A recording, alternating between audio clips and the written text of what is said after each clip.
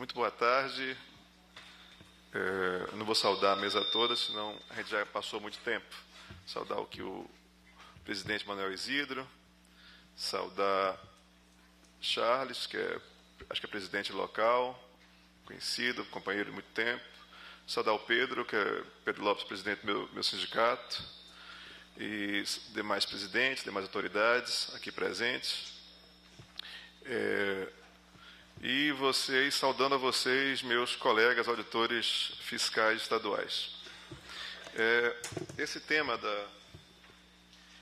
da educação fiscal que foi colocado aqui, da sonegação, é um tema que não é lateral a nós lá no Rio Grande do Norte.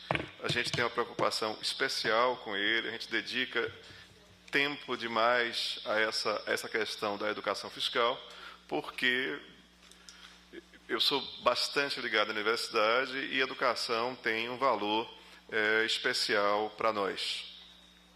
O próprio saudar aqui também, dar um abraço para o meu companheiro Tostes, que o Tostes me antecedeu no Concefaz, e é uma figura paraense que, assim como outras, né, assim como a Nilda, assim como a Denise, assim como tantos amigos que eu fiz aqui em Belém, ontem já cumpri o protocolo de Belém, Tostes, já comi filhote e arroz com jambu, né, aqui no hotel. Então, está cumprido, já cheguei, então, depois que a gente cumpre. E, olha, a preocupação nossa com... Eu estou trazendo aqui umas conversas sobre macropolítica. Eu vou encerrar a conversa no meio do caminho, porque eu li errado esse roteiro. Eu tinha visto 2 horas, meu nome lá. Eu pensei que tinha 2 horas. Então, eu fiz o roteiro para 2 horas, não vou conseguir agora resumi-lo. O pessoal do Ceará que estiver aqui sabe, eu prometi 1h30 lá, fiz 3h30, né, por lá. Eu não sou conhecido pelo... por falar pouco, né? Então, assim, eu vou pedir desculpas se eu vou parar no meio, porque, para não prejudicar os outros colegas aqui da mesa, tem coisas tão ou muito mais interessantes para conversar com vocês. Eu vou fazer um link, o primeiro link de todos, com uma vida fora da universidade, uma vida de filosofia, por exemplo, foi meu último curso. A filosofia são várias áreas, né? Estética, ética, ontologia. Eu fiz na parte de política. Os 2 primeiros anos são básicos, os 2 finais na área de política, porque muito me interessava, e quando eu procurei filosofia, procurei por causa de epistemologia, por causa de teoria do conhecimento, e lá dentro eu vi o que estava procurando mesmo era outra coisa, né? Que o que desvendava melhor o real era a política, eram os estudos de política, do que propriamente os estudos de epistemologia, a meu ver, né? Isso é uma briga muito grande lá dentro da faculdade. A política, ela é esse esforço coletivo que a gente faz para a emancipação humana. Quando o Russell escreveu O Impacto da Ciência e Sociedade, em 52, o filósofo Bertrand Russell, em inglês, ele previa que, em nosso tempo agora, em 2016, nós estaríamos aqui todos dedicados à arte, a esporte, né, porque a produtividade ia fazer com que o trabalho ficasse praticamente desnecessário. Muito pouco tempo ia precisar de trabalho. Então, naquela época, em 52, ele tinha visão otimista do real, e ele achava que a distribuição da tecnologia e das riquezas seria proporcional, né? O que aconteceu foi que hoje vivemos um mundo muito mais desigual do que em 1952. Está aí o estudo do Piketty, Capital no século XXI, demonstrando como a desigualdade tem aumentado. Para a gente entender o que é política e falar de educação fiscal e fazer esses links, a gente precisa entender que política não é ética. Ética é uma pretensão individual de como devo viver.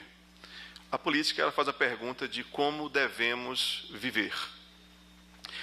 A junção de partes não se estrutura num todo. Lembre de um piano. Um piano, cada tecla é importante para que você ouça uma sinfonia. Cada nota daquela é importante. Então, é só você sentar no piano que você toca uma sinfonia? Não. Essas teclas, essas individualidades, elas precisam estar consertadas, arrumadas, numa posição muito especial. Porque, senão, não dá certo e não fica harmônico. Senão, fica uma confusão. Fica pior do que uma nota sozinha, inclusive.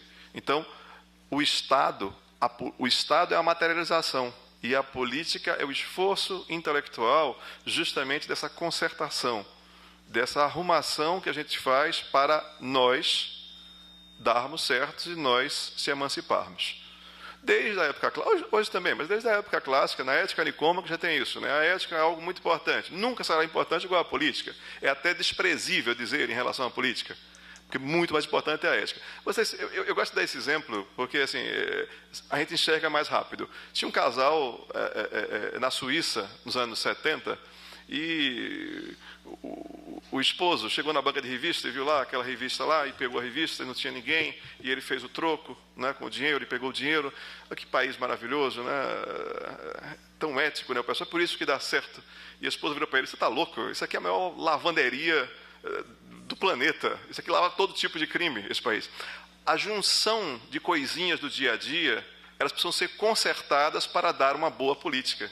A Suíça, em filosofia política, é um país muito problemático. É algo que a gente poderia discutir, tá certo? Então, mas a junção das coisas do dia a dia não necessariamente darão. Veja, também não afastam. E também não afastam. A questão é que não necessariamente darão. Se eu disser, eu quero descrever uma praia, então eu digo para vocês, tem água. Se tem água, já é praia? Não, né?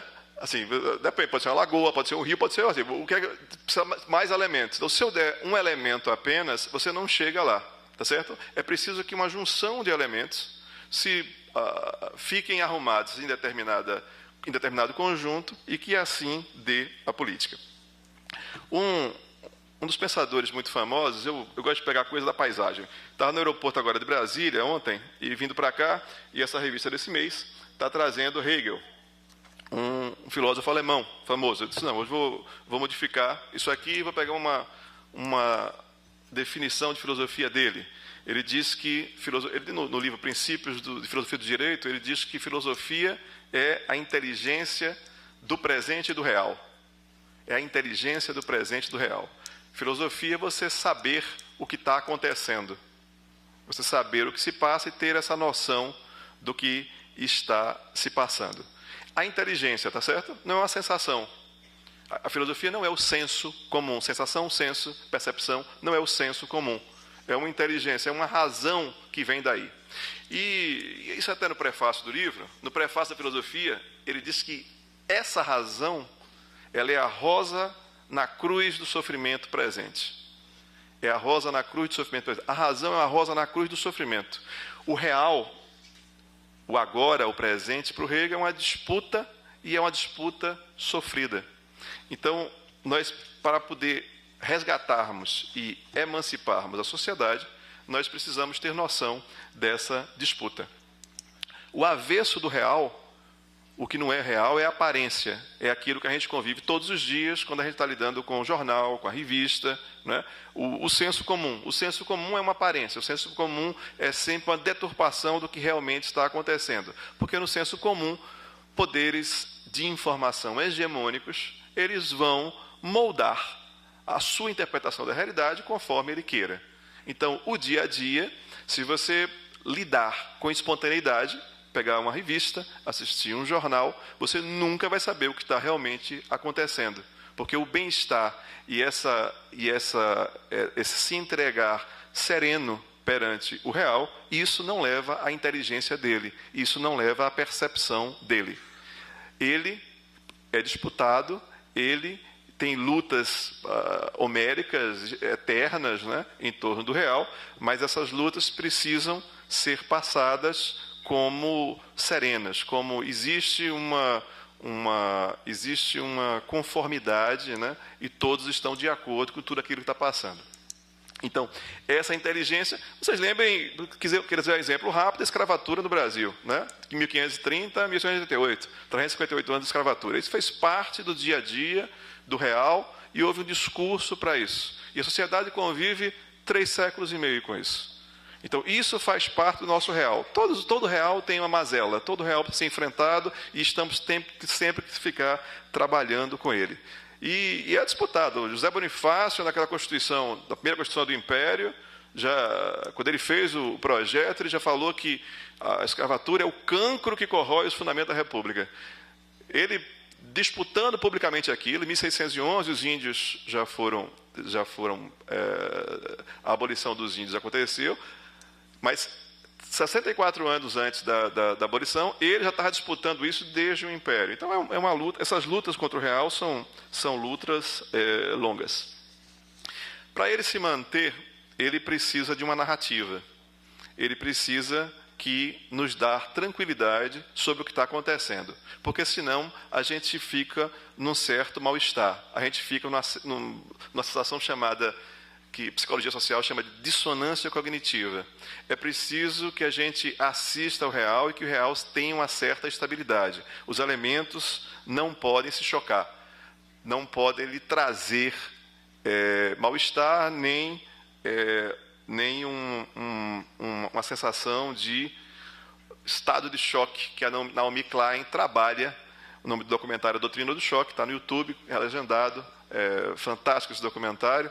Então, chega a levar a sociedade a um estado de choque.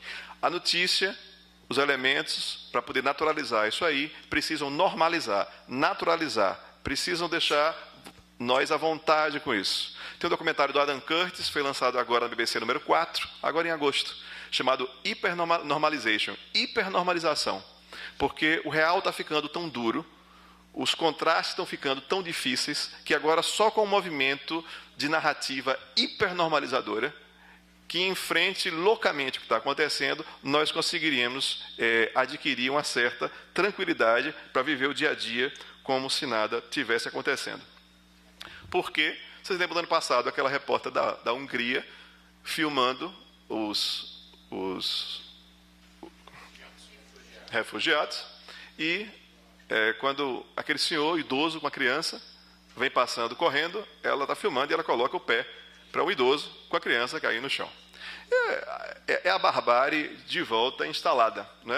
A barbárie está vencendo. Não é que a barbárie tenha vencido em qualquer época a civilização. O mundo sempre foi muito louco, diz Jacques Lacan. A gente tem que se acostumar com essa loucura e isso vai ser eterno. Mas o que a barbárie está fazendo é vencendo a nossa ilusão de civilização. Nós não temos nem conseguido essa ilusão de civilização mais. Como é que ela afeta a nós, auditores? Como é que ela afeta a nós servidores públicos? Ora, o Estado se organiza em torno de um esforço coletivo. O esforço coletivo não é uma coisa fácil, não é? Desde a época, a evolução humana, ela consegue por esforço coletivo. Nós temos espécies mais individualistas, que morreram, fera, o que for, nós somos mais presa que predador, e se descobriu que nós somos boas presas se vivermos em conjunto. Todo mundo já viu esse documentário 500 vezes no Discovery Channel. Parece que toda vez que domingo que eu sento 3 da tarde, está passando esse mesmo documentário. Então, quando se conseguiu reunir um grupo de homens, um grupo de mulheres, um grupo de seres humanos, se percebeu que se a fera viesse atacar, matava até um, mas os outros matavam as feras. Então, descobrimos que éramos fortes e desenvolvemos questões fisiológicas de coletividade. Nós temos em nós elementos fisiológicos de coletividade. E isso nos fez ficar mais fortes do que a demais espécie. Esse vínculo entre nós, ele é muito mais importante do que o vínculo individual, do que a disputa individual. A nossa disputa com as outras espécies é uma disputa na forma de grupo. Então, o grupo é muito importante. Nós, como ferramenta de Estado, somos a melhoria dessa experiência coletiva. Essa experiência coletiva, como é que se dá? Em vez de todo mundo aprender aqui a fazer tudo, cada um faz um pouco e a gente troca o nosso trabalho. Eu sou melhor nisso, ela é melhor naquilo, e a gente vai compartilhando o nosso trabalho. O trabalho foi reduzido simbolicamente a dinheiro, a renda, e hoje nós transformamos o que é coletivo em tributo. O tributo é essa simbologia de coletivismo entre nós. Então, a experiência e o esforço coletivo, ela é simbolizada e ela é trabalhada em torno do tributo e em torno da cooperação. Vamos voltar. Política. O que é política? É um esforço coletivo de organização, né? E a política tributária? A política tributária, como é que a gente vai utilizar o tributo nesse esforço de organização? No Brasil, ninguém aqui desconhece, né? Tá há muito tempo já, esse discurso hegemônico, esse discurso dos poderes principais da sociedade, de depreciação, de desqualificação, de desvalorização do tributo, de desvalorização da experiência coletiva. São, claro, né, os mais fortes da sociedade que fazem isso, são os poderes hegemônicos que fazem isso, porque os mais fortes têm que colaborar um pouco mais, cada um colabora na altura das suas possibilidades. E tem gente que não quer colaborar na altura das possibilidades. Isso gera discursos, e o trabalho da educação fiscal, quero crer que, ou pelo menos um dos motes principais, seja esclarecer a população disso. Olha, se você tiver uma camada mais pobre, você está até colaborando bem, mas se você tiver uma camada mais rica, não estão pedindo por lá, ainda estão dizendo que quem paga é pato. Então, precisamos recuperar esse discurso, precisamos esclarecer a sociedade, principalmente nós que somos auditores fiscais. Eu vou narrar a parte daqui com uma certa cafeína, para poder respeitar o tempo, Manuel, mas depois fica disponível, né, quem quiser, o que não puder terminar, a gente, por gentileza. Então, quais são os discursos de desconstrução do nosso esforço coletivo? Ou seja, discurso de desvalorização do tributo, né? A primeira deles é a relação entre a carga tributária e o IDH. Carga tributária eu estou chamando de solidariedade fiscal, porque quando você bota a palavra errada numa coisa, carga, né, você já cria o primeiro problema, um problema léxico, um problema linguístico. Por que carga? Carga quem leva é burro nas costas. Por que essa imagem de carga? Eu sei, tem outras línguas também. Em francês é niveau d'imposition, mas em inglês também é tax burden, né, fardo, né, é uma palavra negativa. Então, a solidariedade fiscal, eu acho que a gente tem que recuperar depois desse léxico, principalmente nós que somos auditores, porque ela retrata melhor o que é que isso... Porque quando você fala... Não sei se vocês estão lembrados da campanha do Bush. A campanha do Bush, ele colocou lá que ele ia trabalhar pelo tax relief, pelo alívio fiscal. Quando você bota uma palavra dessa, linguisticamente você perdeu todos os debates se você assumir esse tipo de léxico. Quando os democratas criticavam o alívio fiscal, a palavra alívio ela está relacionada a algo prazeroso. Então, você atacando, ficando a favor ou contra o alívio, você está reforçando o discurso. Então, o problema de carga não tem. Fazendo um favor ou contra é uma carga, né? Menos carga ou mais carga é uma coisa mais ruim ou menos ruim. Então, a solidariedade fiscal precisa retomar, principalmente nós auditores, né? A outra coisa é competição fiscal, que no Brasil virou guerra fiscal. Como é que você vai fazer um programa de incentivo fiscal para uma região, a região de Belém, a região do Pará, a região lá do Rio Grande do Norte, né? Não são as regiões mais desenvolvidas do país. Então, quando você faz uma política de incentivo fiscal, o nome disso aí é guerra fiscal. Quando você começa a taxar com nomes pejorativos, né, as iniciativas, você já perde o discurso desde a denominação. Então, é preciso um trabalho maior também sobre o léxico que a gente lida. Adiante, por favor. Quando se fala de carga tributária, é uma questão matemática, né? A primeira coisa, essa matéria do Estadão, a primeira coisa que se pensa é o valor dela, a carga tributária bruta, o tamanho da carga em relação ao PIB do país. E isso a gente entra numa cilada matemática. Conversar sobre carga tributária bruta não é um bom termo de discussão, porque o Brasil, você está vendo o Brasil, o G7, aí, e França, aqui tem, né? Pronto. Está aqui o Canadá, está aqui a França, e o nível brasileiro é um nível mais ou menos dos demais países. Isso é um engano matemático. Adiante, por favor. Aqui. Isso é um engano matemático, porque aqui é o PIB por habitante. A riqueza do Brasil não é a mesma que a riqueza dos demais países. Tá certo? O PIB por habitante, PIB per capita do Brasil é menor. Então, a carga tributária do Brasil por habitante, ela é 1/3 desses países mais ricos. Nós temos 1/3 a menos recursos para aplicar, para chegar no que está lá. Gente, se a gente tivesse a metade dos recursos, né, isso já é um grande desafio para ficar mais ou menos como o pessoal anda, porque a gente, quando tira férias, a gente não tira férias no Congo, né? A gente não tira férias no Zaire, né? Tira férias em Paris, na Inglaterra, em Berlim. Então, são países que têm uma carga tributária per capita muito alta, né? São países que têm muito dinheiro para investir. Então, um dos discursos que a gente conversar sobre isso aqui, o sujeito chega para você, quem dizia muito isso era Dibs de Atena em relação à saúde. O sujeito chega para você e diz, aqui no Brasil é um problema de gestão. Se tiver gestão, vai-se lá. Isso não é um problema de gestão. Isso é a gente não entender o que é gestão. Gestão é quando você tem os dois têm o mesmo recurso e um faz muito mais do que o outro. Um tem um pouquinho de recurso a menos de conseguir o mesmo nível do outro. E isso é uma questão de gestão. Mas quando você tem 1/3 do recurso, isso não é questão de gestão. Isso é questão de realidades absolutamente diferentes. E nós respeitarmos o sucesso que nós tivermos proporcionalmente aos recursos que nós tivermos em mão.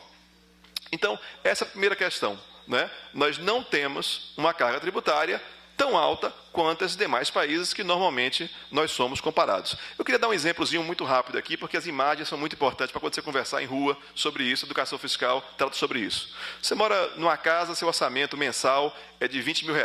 O seu vizinho também é de R$20 mil. Você tem um bom carro, vai para restaurante todo final de semana, o vizinho não conseguiu ainda pagar as prestações do carro dele menor do que o seu e jamais sai comer fora. Você tem uma gestão melhor do que o seu vizinho? Não, é porque você é solteiro e o seu vizinho é casado e tem 6 filhos. A renda per capita dele é menor. Entendem isso? O PIB é o mesmo. O PIB é o mesmo. Mas a renda per capita é menor.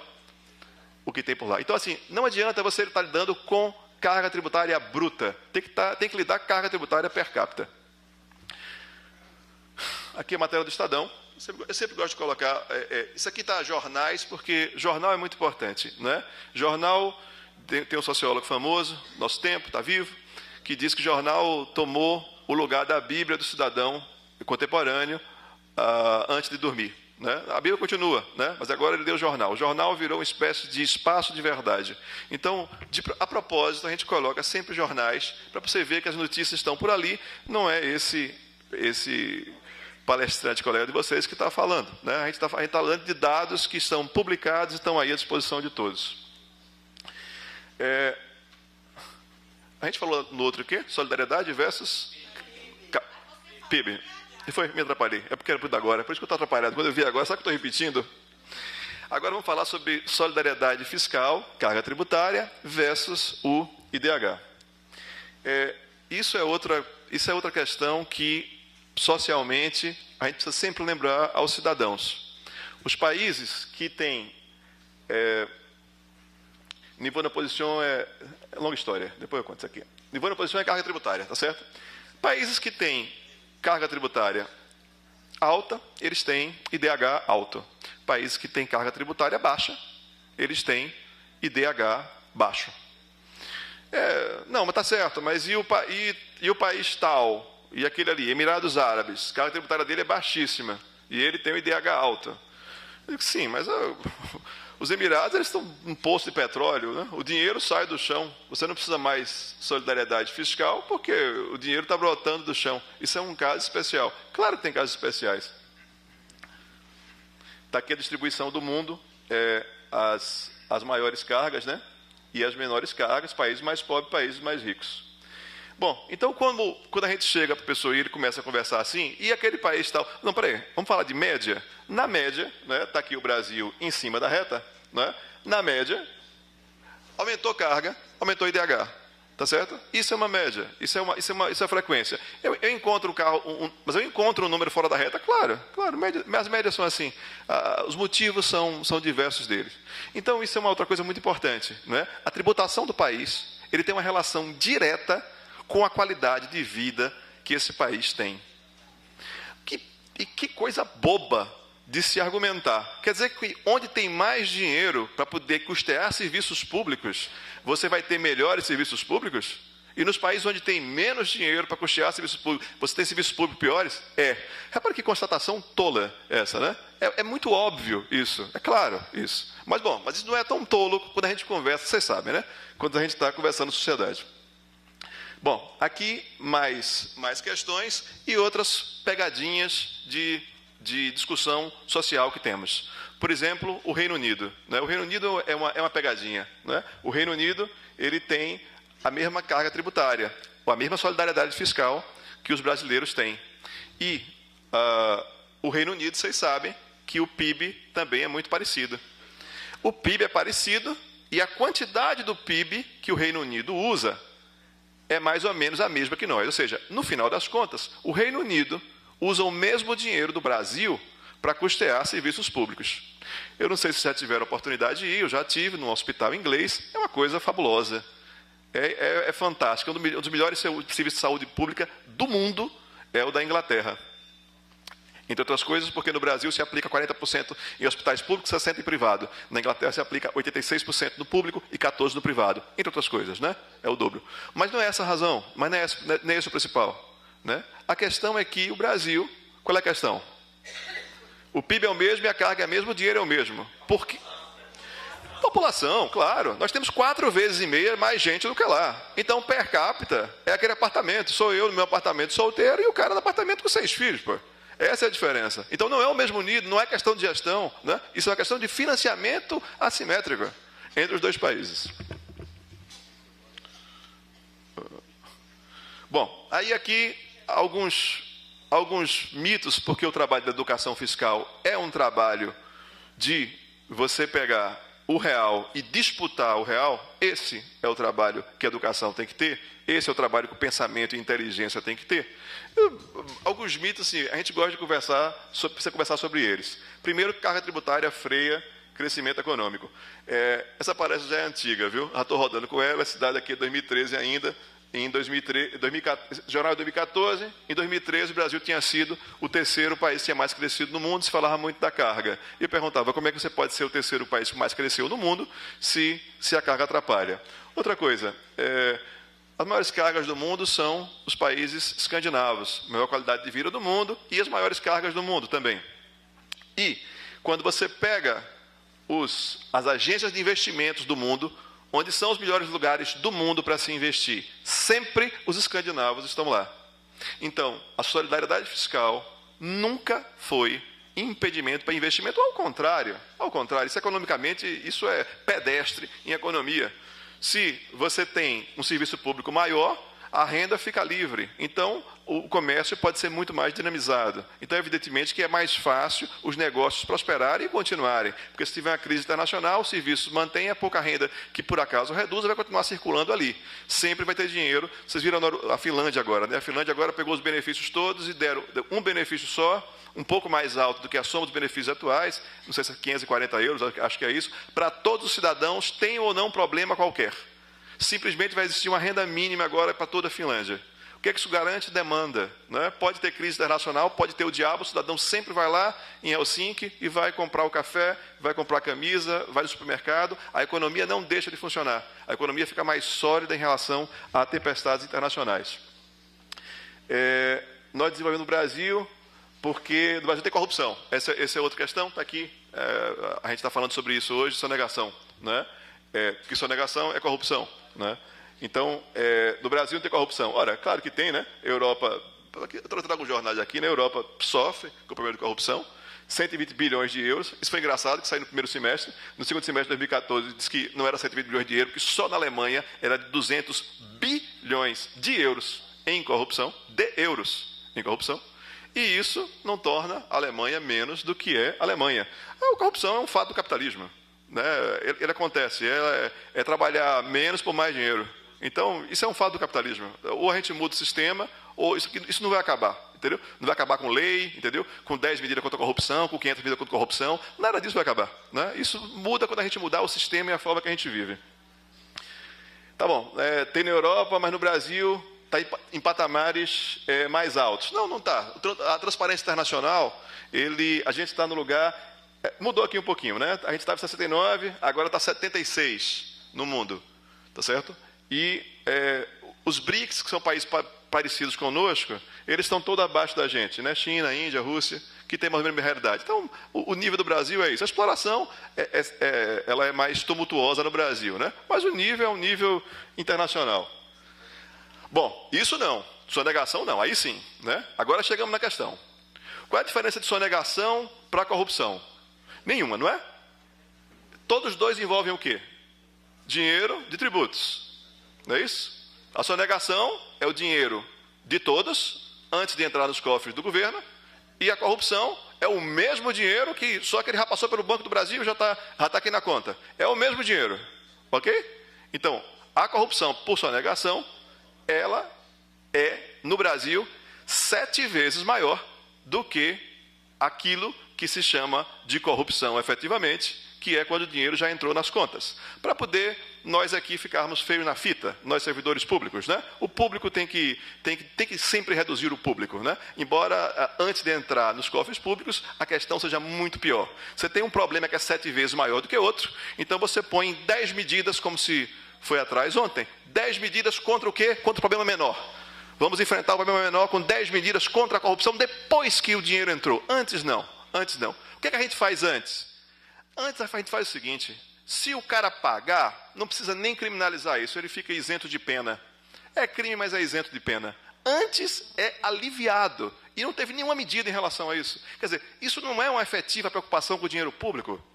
Se fosse, você estava indo no problema onde ele está pior. Você vai onde ele está menor, onde ele é 7 vezes menor.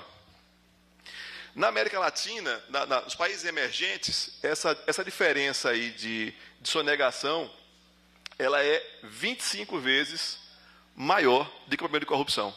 Essa é a média da América Latina. Então, isso é um problema sistêmico.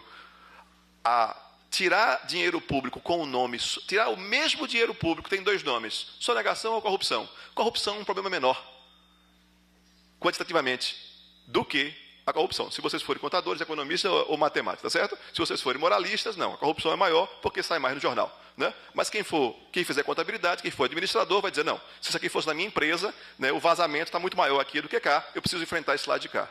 Né? Então, assim, esse é o grande problema. O grande problema da sociedade brasileira é sonegação. Está aí o Brasil, segundo lugar no mundo em sonegação. Então, isso aí tem razão. Né? Nós somos o segundo pior país nesse tipo de crime.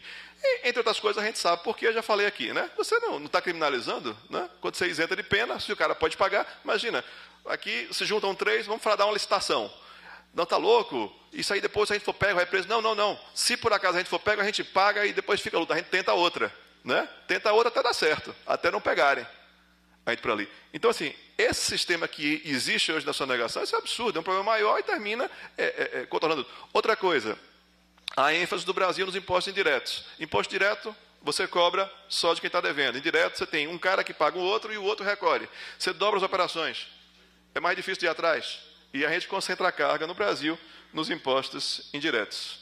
Outros países vale a pena pagar imposto, esse é o mais forte. Esse é o mais forte e esse é mundial. De fato, essa sensação é difícil e a gente vê todo dia nos jornais os serviços públicos serem esbagaçados. Mas, assim, isso não é verdade se você for ver os números, né? Marcelo Neri, do IPEA, era presidente do IPEA. Marcelo Neri é um economista, né? E ele disse isso, que comparado no mundo, o crescimento do IDH do Brasil, ele é tão importante em termos econômicos, em termos percentuais, do que o crescimento da China. Né?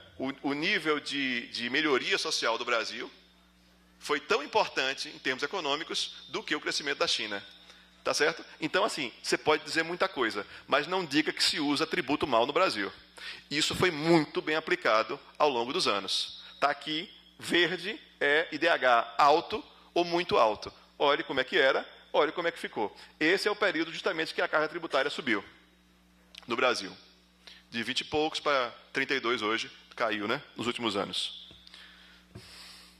Bom, outros ganhos sociais, né? A gente exterminou a pobreza, a ONU elogiou o processo brasileiro, a candidata derrotada agora, né, elogiando a aplicação tributária do Brasil, a qualidade da aplicação tributária do Brasil e a agenda da progressividade. A gente não conhece, é uma agenda francesa. O Piketty, por exemplo, gosta muito disso, né, de falar sobre progressividade. Progressividade dá mais eficiência, progressividade termina reduzindo o desemprego, progressividade provoca crescimento, inúmeras pesquisas na área econômica sobre progressividade, e no Brasil, rico é menos taxado do que pobre.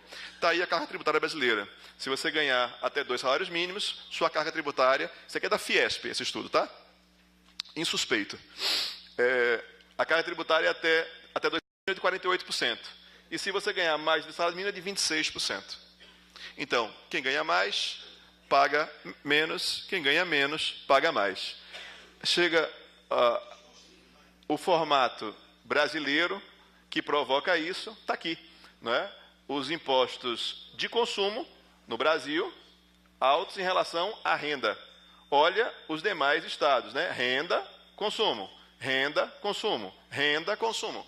O imposto sobre consumo é um imposto extremamente regressivo, né? E com isso provoca essas dificuldades brasileiras que a gente chegou a esse nível de absurdo. Até 3 salários mínimos, os tributos até 3 salários mínimos no Brasil são arrecadados à ordem de 53%. Mais da metade dos tributos do Brasil você tira de quem ganha entre 1 e 3 salários mínimos. Olha que nível de eficiência terrível que nós temos. Esse pessoal que ganha 3 salários mínimos, se você reduzisse a carga dele, ele ia comprar mais coisa, ele botava a roda econômica para girar. Quer dizer, você tem aí uma avenida para caminhar, que é justamente essa regressividade. Olha, aqui está os mais ricos, a distribuição de renda do Brasil. Os mais ricos, né? E aqui 0,9 mais rico, intermediário, e aqui o 91,8% mais pobre. Dessa renda aqui, você tira mais da metade do dinheiro comum para a gente viver. Certo? Isso aqui, ó. Daqui você tira mais da metade do dinheiro comum para todos. Isso aqui não está comparecendo para poder brincar no play conosco. E a última questão, já me avisaram aqui, a manipulação de consensos e educação fiscal, esse trabalho de enfrentamento. São muitas questões, né? Eu trouxe algumas para ilustrar, mas todo dia você está recebendo alguma notícia para poder depreciar a carga, depreciar tributo, ir contra a solidariedade fiscal. Então, o trabalho da educação fiscal, na nossa opinião, um dos pilares desse trabalho deve ser esse enfrentamento dessas questões. Uma delas, vocês sabem, é uma velha conhecida nossa. É aquela matéria no final, dia 30 de abril. Né? Sai lá no jornal. Brasileiro, parabéns. Você trabalhou até hoje, dia 30 de abril, tudo que você ganhou hoje foi só para pagar tributo. Nunca, na matéria dessa, diz, se você fosse dinamarquês, você ia trabalhar até julho. Mas se você fosse de Tonga, você trabalharia só até fevereiro. Ou seja, ele não faz a relação entre aquele tributo que é recolhido e o progresso do país que se está conversando. Ao contrário, esse tipo de coisa é feito para a sua percepção ser trabalhada, e percepção é muito importante. O senso comum formado é muito importante, porque o senso comum prevalece na hora da eleição, na hora do voto, em tudo isso. Né? Então, isso é trabalhado, isso chega, isso forma essa consciência social errada, depravada, né? Irregular, assimétrica. Isso para não falar de que aqui eu estou dividindo a carga tributária segundo salários, tá? Quem ganha até 2 salários mínimos, está aqui a carga tributária. Trabalha até julho. Mas se você ganhar mais de 30 salários mínimos, você vai trabalhar aqui até março, igual se você morasse em Tonga, na Namíbia ou no Cazaquistão. Quem ganha mais de 30 salários mínimos, veja bem, mais de 30 salários mínimos de renda. Isso é outra coisa importante. Nós somos servidores públicos. Esse discurso de que paga muito tributo entre nós circula bem. Porque nós pagamos 27 mil só de imposto de renda. Tá certo? Então, para a gente que tem contra-cheque, esse discurso circula bem. Mas se esse dinheiro que você ganha não fosse de contra-cheque, fosse de uma empresa, o lucro e dividendo dela era isento. Isso vinha aliviado, porque no Brasil se reduziu carga tributária de imposto progressivo.